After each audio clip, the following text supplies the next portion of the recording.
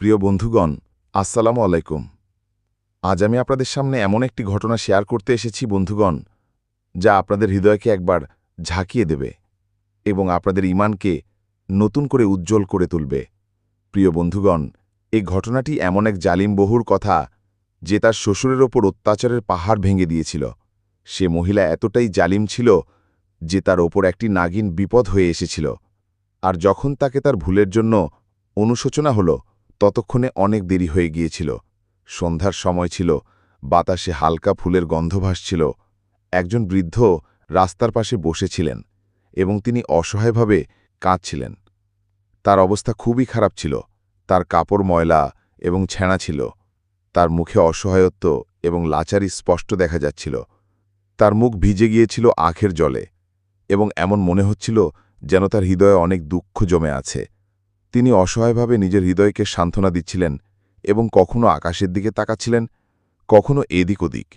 যিনি নিজের কাজ থেকে বাড়ি ফিরছিলেন এবং রাস্তায় পায়ে হেঁটে যাচ্ছিলেন, তিনি সেই বৃদ্ধের এই অবস্থা দেখে থেমে গেলেন।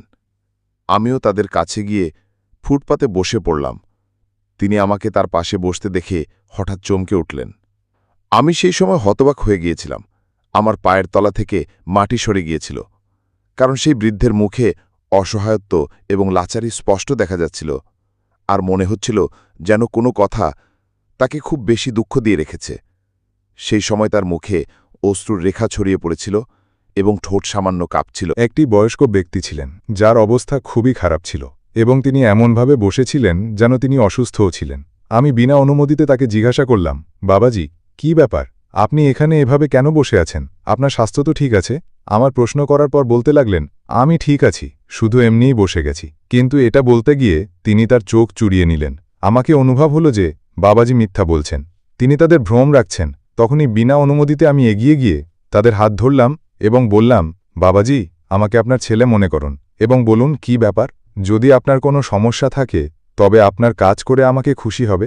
আমার এতটুকুই বলার ছিল যে সেই বয়স্ক ফুঁপিয়ে ফুঁপিয়ে কাঁদতে লাগলেন এবং তাকে এভাবে কাঁদতে দেখে আমার হৃদয় যেন কেটে গেল। তখনই আমি বিনা অনুমতিতে তাদের কাঁধে হাত রাখলাম এবং তাদের হাত ধরে সান্ত্বনা দিতে লাগলাম, বাবাজি, আপনি এভাবে কাঁদবেন না। আপনার এই কান্না আমার হৃদয়কে বিচলিত করছে। আপনি বলুন, আসলে কি ব্যাপার? আমি আপনার কোনো কাজ করতে পারলে সেটা আমার জন্য এর চেয়ে বড় খুশির আর কিছুই হতে পারে না। আমি যখন এটা বললাম, তখন তিনি বেশাখাতা তাদের চোখের পানি মুছলেন এবং আমার মাথায় হাত রেখে বলতে লাগলেন, কোনো ভালো মা বাবার সন্তান হয়ে তখনই তুমি আমার দুঃখ দেখে গেলে, যখন আমার নিজের সন্তান আজ আমার দিকে তাকাতেও সহ্য করতে পারছে না। তাদের আমার দুঃখ দেখা যায় না, তাদের আমি চোখে পড়ি না, আমার সেই কুরবানিয়া দেখা যায় না যা তাদের কোরবান চড়ানোর জন্য আমি দিয়েছিলাম। আজ এত বছর পর যখন নিজের হাতের দিকে তাকাই, তখন আমার হাত খালি অনুভব হয়। সেই বয়স্ক মুখ থেকে এটা শুনে আমি নিজেও উদাসী হয়ে গেলাম এবং তখনই তাকে বললাম, আসলে এমন কি হয়ে গেছে আপনার জীবনে যে আপনাকে এতটা আজরা করেছে যে আপনি এখানে রাস্তার ধারে বসে আছেন এবং কাঁদছেন? আপনার সন্তান কোথায় এবং সে আপনার সাথে কেন নেই? আমি সেই বয়স্ককে বিনা শাখা প্রশ্ন করলাম। তখন তিনি একটা দীর্ঘশ্বাস ফেললেন এবং বলতে লাগলেন, তুমি জানো না, কিন্তু আজকাল সন্তানের রক্ত সাদা হয়ে গেছে এবং আমার সন্তান আজকাল এই কারণে প্রভাবিত যে সে আমাকে কিছুই বোঝে না। আমি তার খাতির যতটা সম্ভব কুরবানিয়া দিয়েছি, সবই বৃথা গেছে এবং এখন আমি একটা অকার্যকর পুর্জের মতো ঘরে পড়ে রয়েছি। সেই বয়স্ক উদাসী ভরা কণ্ঠে বললেন, তখন আমার মধ্যে মাগরিবের আজান শোনা গেল। আমি বিনা অনুমতিতেই উঠে দাঁড়ালাম এবং বয়স্ককে জিজ্ঞাসা করলাম, আপনার রোজা আছে কি? তখন তিনি বেশাখাতা, হ্যাঁ। আমি মাথা নাড়ালাম। তখনই আমি তাকে আমার সাথে নিয়ে এলাম এবং বললাম, আপনি আমার সাথেই চলুন, আমরা দুজনে একসাথে ইফতার করব। আমার ঘর এখানেই কাছেই আছে এবং আমি একা থাকি। সেই বয়স্ক বিনা কোনো হুজ্জত ছাড়াই আমার সাথে চলে এলেন। আমি ঘরে এসেই প্রথমে পানির সাথে নিজেও রোজা ইফতার করলাম এবং সেই বয়স্ককেও পানি দিলাম এবং এরপর আমি খাবার গরম করলাম যা আগে থেকেই ফ্রিজে ছিল। আমরা দুজনে বসে শান্তিপূর্ণভাবে খাবার খেলাম। সেই বয়স্কর মুখে খাবার খেতে খেতে একটা আলো এসে গিয়েছিল এবং বিনা অনুমতিতে খাবার খাওয়ার পর তিনি আল্লাহর শুকরিয়া আদা করলেন এবং তারপর আমার শুকরিয়া আদা করে বলতে লাগলেন, বেটা, তোমার খুবই শুকরিয়া, আজ দুদিন পর আমি খাবার খেয়েছি। এটা বলতে গিয়ে তাদের চোখে একটা অদ্ভুত চমক ছিল।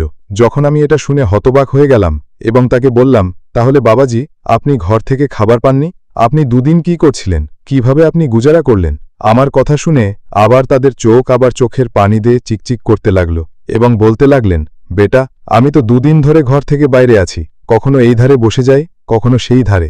যেখানে রাত হয় সেখানেই টেক লেগে সেখানেই ঘুমিয়ে যাই। খাবার তো কেউ দিচ্ছে না, এবং আমার কাছে একটা ফুটি কড়িও নেই যে আমি নিজের জন্য খাবার কিনতে পারতাম। 1-2 জায়গা থেকে শুধু পানি পান করতাম।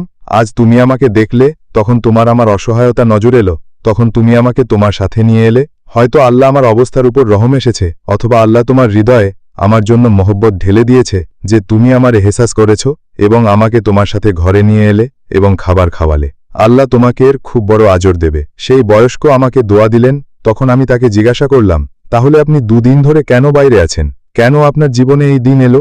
তখন তিনি বলতে লাগলেন, আসলে আমার 3টি ছেলে আছে এবং 3 জনেরই 3 জনের বিয়ে হয়েছে। প্রথমে তো আমি কামানের গরজ থেকে দেশের বাইরে থাকতাম। আমার স্ত্রী পিছনে আমার সন্তানদের সামলাত, ঘরবাড়ির সব ব্যবস্থা তারই হাতে ছিল। সে সব সময় সন্তানদের খেয়াল রাখত, তাদের তালিম ও তারবিয়াত করত।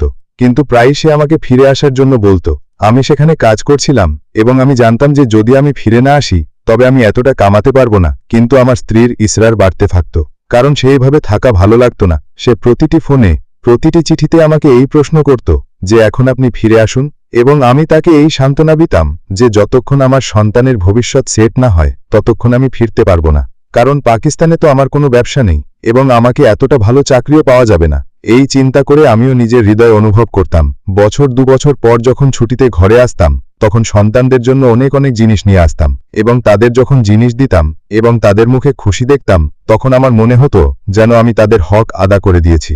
যখন আমার স্ত্রী আমাকে এই কথা বলতো যে আপনাকে এখন পাকিস্তানে আসা উচিত, সন্তানরা বড় হচ্ছে, তাদের তারবিয়াতের জন্য আমাকে আপনার সাহায্যেরও প্রয়োজন, তাদের বাবার স্নেহও চাই, বাবার ছায়া তাদের মাথার উপর থাকুক এবং বাবা তাদের উপর নজর রাখুন, তাদের এখন বয়সের এই অংশে আপনার বেশি প্রয়োজন। কিন্তু আমি তার কথা বুঝতে পারতাম না। আমি বুঝতাম যে আমি টাকা পাঠিয়েছি এবং ঘরে কিছুক্ষণ কথা বলে চিঠি লিখে দিয়েছি, তখন আমার দায়িত্ব পূর্ণ হয়েছে। হ্যাঁ, এটা প্রয়োজন ছিল যে আমাকে আমার স্ত্রীর অভাব অবশ্যই অনুভব হতো, কিন্তু সেটাও সময়ের সাথে আমি নিজেকে বুঝাতাম। সময় এইভাবেই চলে যাচ্ছিল। আমি টাকা পাঠাতাম, সন্তানরা ভালো বিশ্ববিদ্যালয় এবং কলেজে পড়তে লাগলো এবং নিজের পায়ে দাঁড়িয়ে গেল। আমার 3 জন ছেলেই খুবই কাবিল ছিল এবং 3 জনই নিজের নিজের ক্ষেত্রে ঝান্ডা গাড়িয়েছিল, এবং এর ক্রেডিট আমি সবসময় আমার স্ত্রীকে দিতাম, কারণ তার ছাড়া এটা সব সম্ভব ছিল না। আমার স্ত্রী এখন আবার আমাকে বলা শুরু করেছে যে আপনি এখন ফিরে আসুন, সন্তানরা নিজের পায়ে দাঁড়িয়ে গেছে এবং ভালো কামাতে লেগেছে, এখন আপনি চাকরি ছেড়ে দিন এবং ফিরে আসুন। কিন্তু সেই দিনগুলিতে আমার বড় ছেলের বিয়ের শুরু উঠল। তখন আমি এই চিন্তা করলাম যে বিয়ের জন্য পাকিস্তান যাব, তখন আবার সেখানে থেমে যাব এবং এখান থেকে নিজের সবকিছু সামেট করব। বিয়েতে এখনো 2 মাস বাকি ছিল যখন হঠাৎ একদিন আমার স্ত্রীর ইন্তেকাল হয়ে গেল। রাতের সময় ঘুমের মধ্যেই তার শ্বাস বন্ধ হয়ে গেল। আমি যখন এই খবর পেলাম তখন যেন নিম দেওয়ানা হয়ে গেলাম। মনে হচ্ছিল যেন আমার পুরো দুনিয়া শেষ হয়ে গেছে। আমি তাড়াতাড়ি ফিরে এলাম, কিন্তু এখন এখানে আমার ব্যবস্থা করার কেউ ছিল না। আমার স্ত্রী এই দুনিয়া থেকে চলে গেছে এবং সন্তানরা নিজের নিজের দুনিয়ায় ব্যস্ত। বড় ছেলের বিয়ে সেই নির্ধারিত তারিখেই হয়েছিল। বহু আসার পর ঘরে আলো তো অবশ্যই অনুভব হয়েছিল, কিন্তু বহু আমার প্রতি কোনো আগ্রহ ছিল না, কারণ ছেলেকেও আমার প্রতি কোনো আগ্রহ ছিল না। সে নিজের দুনিয়ায় ব্যস্ত ছিল। আমি তাদের চেহারা দেখতে থাকতাম। আমার 3 জন ছেলে ঘরে আসার পরেও নিজের নিজের ব্যস্ততায় ব্যস্ত থাকত, অথবা তারা 3 জন আপোষে একে অপরের সাথে কথা বলতো এবং আমি একটা অকার্যকর পূর্যের মতো কোণে পড়ে থাকতাম। আমার বহু আমাকে অতিরিক্ত মানুষ মনে করত এবং আমাকে মুখ দেখাতো না। সে আমাকে খাবার দেওয়া ভুলে যেত, আমাকে উপেক্ষা করে দিত। প্রায় যখন আমি খাবার চাইতাম অথবা আমার ক্ষুধা লাগত তখন সে এভাবে আমাকে দেখত যেন আমি এই ঘরের কোনো কর্মচারী। তখন আমি নিজে লজ্জিত হয়ে যেতাম। যখন আমি রান্নাঘর থেকে খাবার নিতে যেতাম তখন সে তাড়াতাড়ি আমার কাছে পৌঁছে যেত এবং বলতো, আঙ্কেল জি, এমনিতেই তো আপনি সকালে বড় ডাক্তার শহরই করেন এবং দুনিয়াকে দেখান যে আপনি রোজা রেখেছেন, আপনার সন্তানদের সামনে ভালো হবার চেষ্টা করেন, কিন্তু এই সময় আপনি এখানে খাবার পানের জিনিস খুঁজছেন, আপনি চুরি করে খান, আপনাকে লজ্জা আসে না? আমার বহু আমাকে খুবই অপমান করল। এতক্ষণে আমার ছেলেও ঘরে ফিরে এলো এবং যখন সেই সবকিছু দেখল এবং শুনল তখন উল্টো আমাকেই অপমান করতে লাগলো। বলতে লাগলো, আপনাকে কেউ অধিকার পৌঁছায় না যে আপনি এভাবে রান্নাঘরের তল্লাশি নিন, আপনি আপনার ঘরে আরাম করুন, যা প্রয়োজন নগর থেকে আপনার ঘরে মাঙ্গাও নিয়ে আসুন, রান্নাঘরে আসবেন না, আমার ভালো লাগে না। আমি এই কথা থেকে খুশি হয়েছিলাম যে চলো বহুকে এতটা এহসাস তো আছে যে আমাকে নিজে থেকে উঠে খাবার নিতে হবে না। কিন্তু যখন আমি এটা শুনলাম যে সে আমাকে রান্নাঘরে আসা থেকে কেন মানা করছিল তখন আমি যেন স্তব্ধ হয়ে গেলাম। সে আমাকে শুধু এই কারণে রোকছিল যে কোথাও আমার কোনো কীটাণু শিম খাবারে না লেগে যায় এবং তারপর সেগুলি তার কাছে না পৌঁছে যায়। সে এই কারণে ভয় পেত, এই জন্য আমাকে ঘরের অভ্যন্তরীণ অংশে আসতে দিত না। কারণ সে আমার ঘরের একেবারে কোণে রেখেছিল। আমি সেই ঘরেই সীমিত হয়ে গেছিলাম। যদি কখনো আমি তাদের কোনো ছেলের সামনেও গিয়ে যেতাম, তখন তারা শুধু সারসীভাবে আমার হালচাল জিজ্ঞাসা করত এবং আমাকে উপেক্ষা করে চলে যেত। সেই দিনগুলিতে রমজান শুরু হয়ে গেল। আমি সবসময় রমজানকে নিয়ে খুবই উৎসাহিত থাকতাম এবং রোজা রাখার জন্য আমার হৃদয়ে খুবই ঈমান ছিল। সেই দিনও আমি রোজা রেখেছিলাম। তখনই দরজায় খটখট শব্দ হলো। যখন আমি বাইরে গিয়ে দেখলাম, তখন একটা ফকির ছিল যে কিছু খাবারের জন্য চাইছিল। আমি তাকে থামতে বললাম এবং ভিতরে এসে কিছু খাবারের জন্য দেখতে লাগলাম।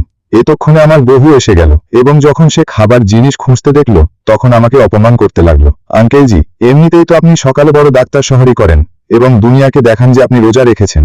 আপনার সন্তানদের সামনে ভালো হবার চেষ্টা করেন, কিন্তু এই সময় আপনি এখানে খাবার পানির জিনিস খুঁজছেন। আপনি চুরি করে খান। আপনাকে লজ্জা আসে না? আমার বউ আমাকে খুবই অপমান করলো। এতক্ষণে আমার ছেলেও ঘরে ফিরে এলো এবং যখন সেই সবকিছু দেখলো এবং শুনলো, তখন উল্টো আমাকেই অপমান করতে লাগলো। বলতে লাগলো, আপনাকে কেউ অধিকার পৌঁছায় না যে আপনি এভাবে রান্নাঘরে তল্লাশি নিন। আপনি আপনার ঘরে আরাম করুন। যা প্রয়োজন নগর থেকে আপনার ঘরে মাঙ্গাও নিয়ে আসুন। রান্নাঘরে আসবেন না, আমার ভালো লাগে না।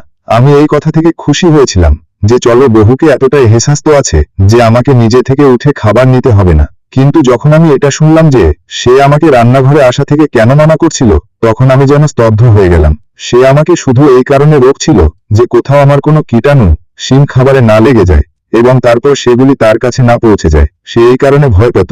এই জন্য আমাকে ঘরের অভ্যন্তরীণ অংশে আসতে দিত না, কারণ সে আমার ঘরের একেবারে কোণে রেখেছিল। আমি সেই ঘরে সীমিত হয়ে গেছিলাম। যদি কখনো আমি তাদের কোনো ছেলের সামনেও গিয়ে যেতাম, তখন তারা শুধু সারসীভাবে আমার হালচাল জিজ্ঞাসা করত এবং আমাকে উপেক্ষা করে চলে যেত। সেই দিনগুলিতে রমজান শুরু হয়ে গেল। আমি সবসময় রমজানকে নিয়ে খুবই উৎসাহিত থাকতাম এবং রোজা রাখার জন্য আমার হৃদয়ে খুবই ঈমান ছিল। সেই দিনও আমি রোজা রেখেছিলাম। তখনই দরজায় খটখট শব্দ হলো। যখন আমি বাইরে গিয়ে দেখলাম, তখন একটা ফকির ছিল যে কিছু খাবারের জন্য চাইছিল। আমি তাকে থামতে বললাম এবং ভিতরে এসে কিছু খাবারের জন্য দেখতে লাগলাম। এতক্ষণে আমার বউ এসে গেল এবং যখন সে খাবার জিনিস খুঁজতে দেখলো, তখন আমাকে অপমান করতে লাগলো। আঙ্কেলজি, এমনিতেই তো আপনি সকালে বড় ডাক্তার শহরই করেন এবং দুনিয়াকে দেখান যে আপনি রোজা রেখেছেন। আপনার সন্তানদের সামনে ভালো হবার চেষ্টা করেন, কিন্তু এই সময় আপনি এখানে খাবার পানির জিনিস খুঁজছেন। আপনি চুরি করে খান। আপনাকে লজ্জা আসে না? আমার বউ আমাকে খুবই অপমান করলো। এতক্ষণে আমার ছেলেও ঘরে ফিরে এলো এবং যখন সেই সবকিছু দেখলো এবং শুনলো, তখন উল্টো আমাকেই অপমান করতে লাগলো। বলতে লাগলো, আপনাকে কেউ অধিকার পৌঁছায় না যে আপনি এভাবে রান্নাঘরে তল্লাশি নিন। আপনি আপনার ঘরে আরাম করুন। যা